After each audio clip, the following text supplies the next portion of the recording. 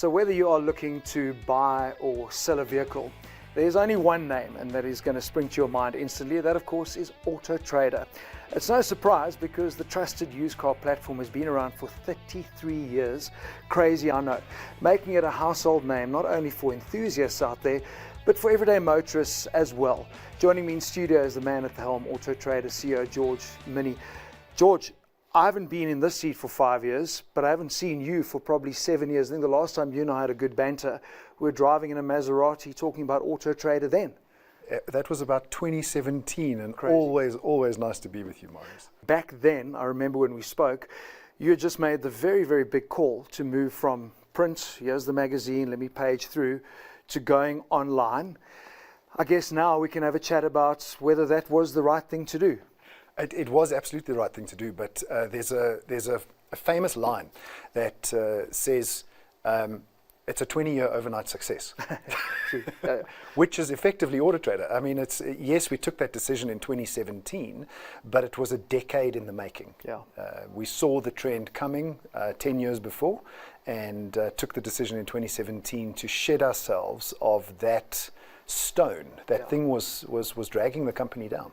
Sure, you're there to facilitate the buying and selling of cars, but I think that shift to online has put you in a very different position now, where it's actually the access to information that you now have, because I don't think anybody else can match the data pool that you have.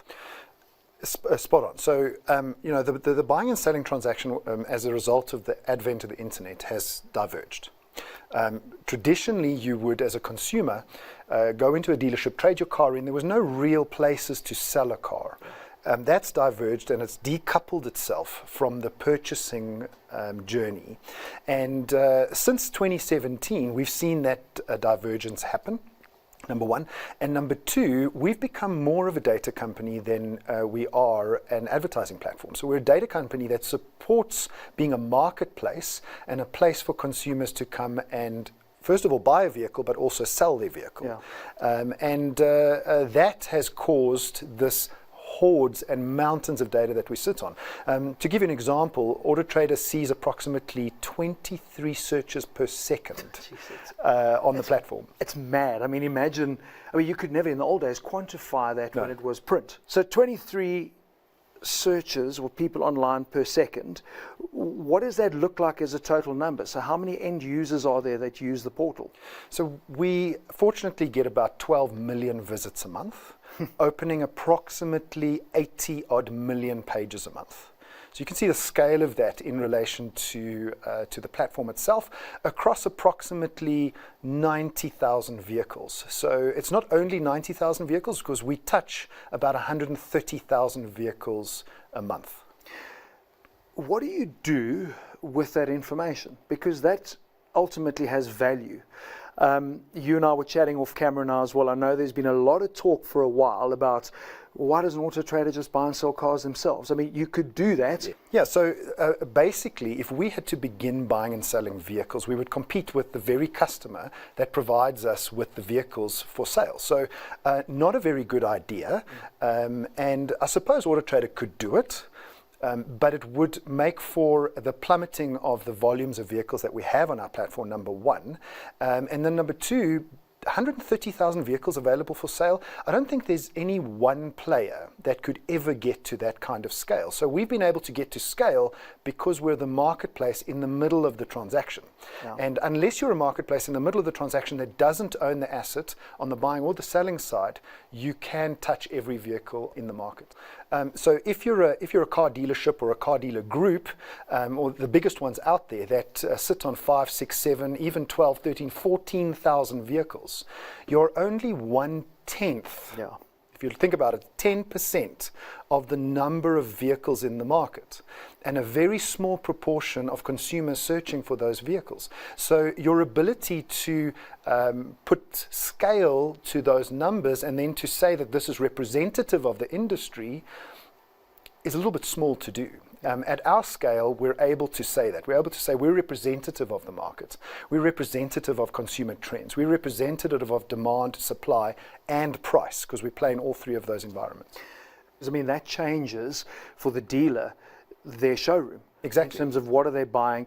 And I suppose, I mean, we're sitting in a space at the moment where new cars are so expensive, and the second-hand car market has been really bullish because there's a real demand for it. But I think if it's specifically coming down to this is what is trending well, this is what I think is going to track, I mean, it's sport betting in a way.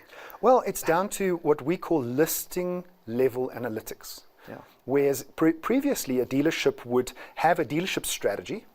They would apply the same margin to every vehicle. So they'd buy a car for 100,000 Rand, they'd put a 10% markup, 15% markup on that vehicle, sell it for 115,000 Rand, and they would apply that across 100 vehicles. Now the predictive analytics can be down to listing level. So right down to that particular vehicle and how that vehicle should be priced, how that vehicle should be shown online, how that vehicle should be sold, or whether I should get rid of it, or even price it up.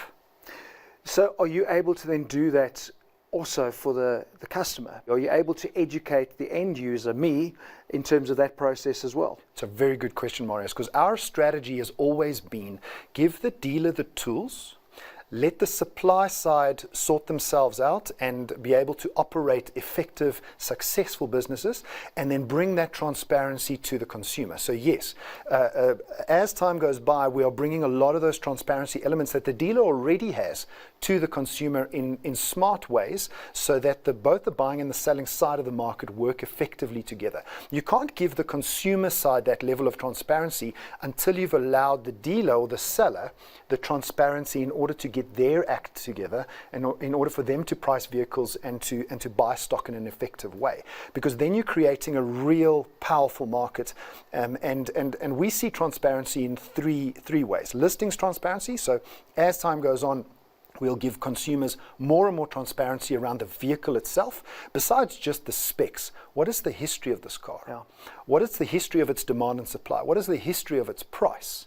Then dealership transparency. We've just launched ratings and reviews, which is almost like your Trustpilot, Hello Peter type functionality, where we want to give the consumer transparency around who am I buying from. Because quite often you buy a product, but you don't really buy the product, you buy who you're buying the product from. So we're creating dealership transparency, and then pricing transparency. We've launched price ratings about 2 years ago, which went really, really well.